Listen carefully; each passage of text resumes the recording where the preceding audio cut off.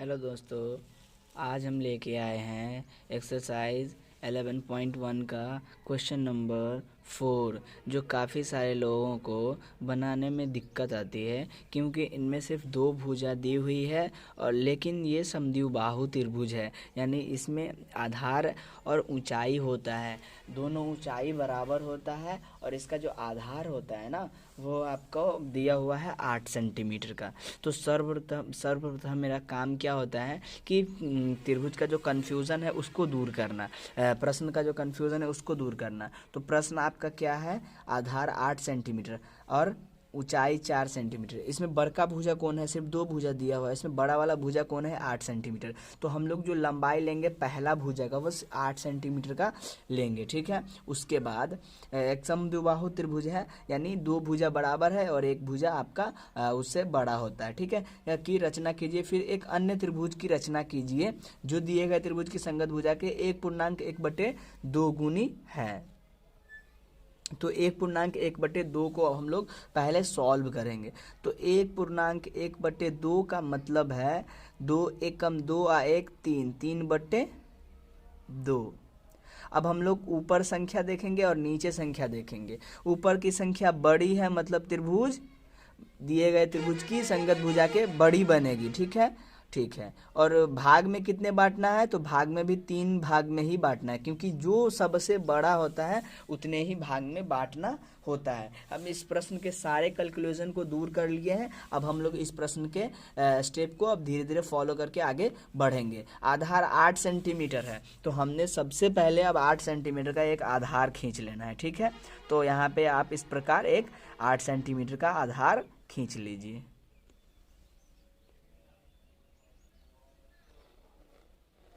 यहाँ पे इस प्रकार आप 8 सेंटीमीटर का एक आधार खींच लीजिए।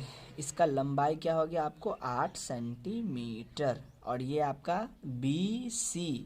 आप कुछ भी नाम दे सकते हैं, कोई इशू नहीं है, आप नाम कुछ भी दे सकते हैं, कोई दिक्कत नहीं है। अब हम लोग को आगे क्या करना है, 4 सेंटीमीटर का एक समद्विबाहु त्रिभुज है, ठीक है। उसका जो ऊंचाई है ना, तो ऊंचाई आपको क्या है 4 सेंटीमीटर है। तो ऊंचाई अब हम एक कहाँ से लेंगे 4 सेंटीमीटर, इस चीज़ को अब हम लोग को देखना है। तो उसके लिए आपको कुछ नहीं करना है, इस जो 8 सेंटीमीटर का एक रेखाखंड हमने खींचा है ना, इसी रेखाखंड को 2 बराबर भाग में बांट देना है, ठीक है। 2 बराबर भाग में बांटेंगे और उसको ऊपर 4 सेंटीमीटर तक ले लेंगे, ठीक है। तो बराबर भाग में बांटने के लिए क्या करना है वो अब हम लोग देखते हैं।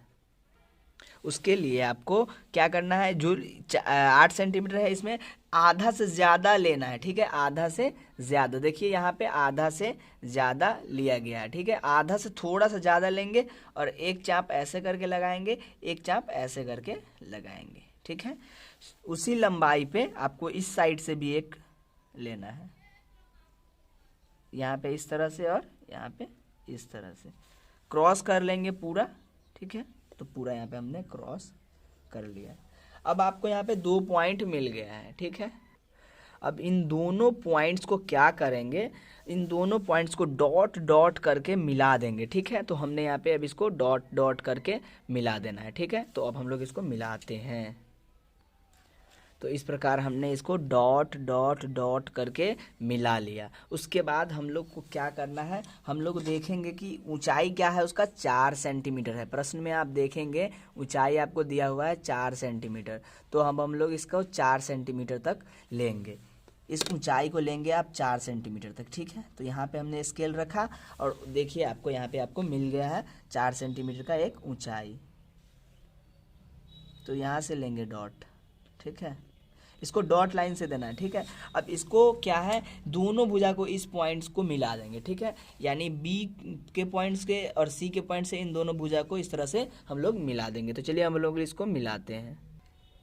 तो इस प्रकार हमने B को इस वाले पॉइंट से मिलाया और इसको नाम दे दिया क्या A, ठीक है। इसका नाम हमने A दे दिया। अब हम लोग को आगे क्या करना है, बाकी जैसे सब त्रिभुजों में करते हैं वैसे ही करेंगे। नाम का इसको इसका तो लंबाई नहीं होगा, इसका लंबाई होगा 4 सेंटीमीटर, ठीक है। अब हम लोग को क्या करना है, इधर से एक किरण खींचना है, ठीक है। तो हमने इस प्रकार एक किरण खींचना है। उसके आगे वाले स्टेप को हम लोग बताते हैं।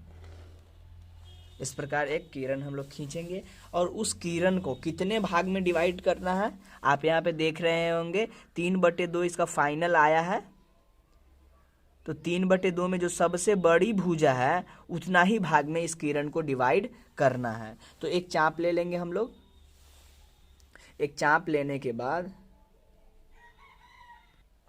और उस चाप को लेने के बाद 3 भाग में हम लोग बांटेंगे। तो माना हमने इस चाप को लिया और समान लंबाई का 3 चाप हम लोग इस प्रकार अब खींच लेंगे। 1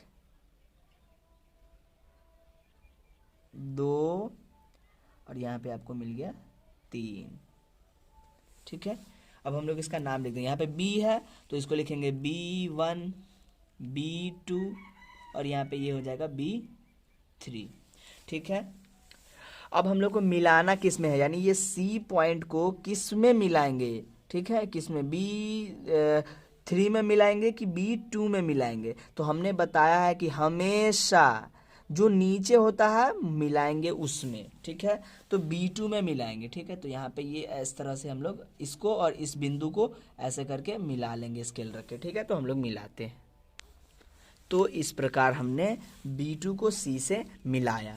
अब उसके बाद क्या करना होता है कि एक चाप लेना होता है। ठीक है, तो मान लीजिए हमने इस लंबाई का एक चाप लिया। ठीक है, और उस चाप को जिस पॉइंट से C को मिलाते हैं उसी पे एक क्या है एंगल बनाते हैं। तो आप एंगल बना लीजिए। मान लीजिए ये वाला लंबाई का हमने चाप लिया और इस B2 पे रखेंगे और एक इसे छोटा कर लेते हैं, ये लीजिए। ठीक है, अब इसको छोटा बड़ा नहीं करना है, खींचने से पहले आप छोटा बड़ा कर सकते हैं परंतु खींचने के बाद नहीं। तो हम लोग यहाँ पे क्या करेंगे, एक चाप पूरा ले लेंगे। एक चाप इस प्रकार हम लोग पूरा लेंगे, दोनों लाइन को टच करना चाहिए, इतना लेना है। और ये इस प्रकार से हमने दोनों चाप को ले लिया और यहाँ पे एक बिंदु आया और एक यहाँ पे बिंदु आया। ठीक है, और इसी लंबाई का चाप किस पे लेना है, 2 पॉइंट है इसमें।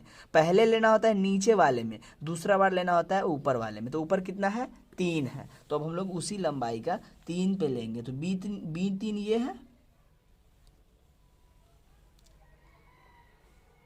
और इस प्रकार से यहाँ पे हम लोग ये एक चाप ऐसे करके ले लिए। ठीक है, अब क्या करना है कि इसके कोण को नाप लेना है। ये जो एंगल बन रहा है ऐसा करके, ये एंगल इसको इसके लेंथ को हम लोग नापेंगे। तो चलिए अब हम इसके लेंथ को नापते हैं। ऐसा करके हमने इसको नापा। ठीक है, और नापने के बाद कुछ नहीं करना है। ये जो लाइन यहाँ पे आके इस पे टच करता है, ये जो पॉइंट मिलता है, इसी पॉइंट पे इस प्रकार को रखने के बाद क्रॉस लगा देना है। ठीक है, क्रॉस, और ये क्रॉस लगने के बाद ये पॉइंट यहाँ पे आपको इस प्रकार मिल रहा है, देखिए। ठीक है, तो यहाँ पे इस प्रकार आपको ये पॉइंट मिल रहा है। अब हम लोग को इस वाले पॉइंट्स को इस वाले पॉइंट्स के साथ आगे बढ़ा देना है। B3 को इस क्रॉस के पॉइंट के साथ ऐसे करके आगे की ओर बढ़ा देना। तो चलिए हम लोग इसको बढ़ाते हैं। इस प्रकार इस वाले पॉइंट ये B3 को हमने इस बिंदु से, और ये क्रॉस जो मिला था उससे हम लोग को क्या है, क्रॉस मिला था, उसको आगे की ओर हमने इस तरह से बढ़ाया। अब C को भी हम लोग आगे बढ़ाएंगे क्योंकि त्रिभुज बड़ा बन रहा है तो C आगे टच होना चाहिए। ठीक है, तो अब हम लोग C को आगे बढ़ाएंगे। इस प्रकार से हम लोग आगे बढ़ाते जाएंगे और ये आपको कुछ इस तरह से जाके यहाँ पे आपको मिलेगा। हम लोग पूरा मिला देते हैं।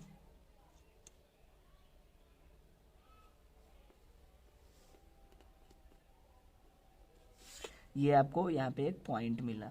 अब जिस प्रकार एक पॉइंट यहाँ पे था लाइन पे, उसी प्रकार एक पॉइंट यहाँ पे था। ठीक इसी प्रकार एक पॉइंट यहाँ पे मिला और एक पॉइंट आपको यहाँ पे मिला। ठीक है, अब कुछ नहीं करना, एक चाप इस पे और एक चाप इस पे, और इसके लंबाई को नाप के यहाँ से क्रॉस करना है और इसको आगे की ओर बढ़ाते चलना है। ठीक है, और यहाँ पे आपको ये मिल जाएगा। तो चलिए हमने इस लंबाई का एक चाप लिया और चाप लेने के बाद क्या है, C पे एक एंगल बनाया और इस तरह से C पे एंगल बनाया और उसी चाप को आगे इस तरह से यहाँ पे कट लगाया। ठीक है, इस वाले लाइन को थोड़ा सा मिला लेते हैं यहाँ पे ताकि एक पर्टिकुलर पॉइंट मिले। तो 1 पॉइंट आपको यहाँ पे मिल गया। ठीक है, अब इस कोण को नाप लेंगे, तो कोण को नापेंगे तो ये चलिए हम लोग कोण को नापते हैं। ये आपको कोण इस लंबाई का है और उसी लंबाई का चाप को आपको यहाँ पे रख के क्रॉस कर देना है। ठीक है, अब आपको यहाँ पे 2 पॉइंट मिला, एक तो ये और दूसरा ये आपको क्रॉस वाला, यानी जो पॉइंट पहले होता है वो और क्रॉस वाले, इन दोनों पॉइंट्स को आपको मिला देना है। ठीक है, तो हमने इसको इस प्रकार आगे की ओर मिलाना है।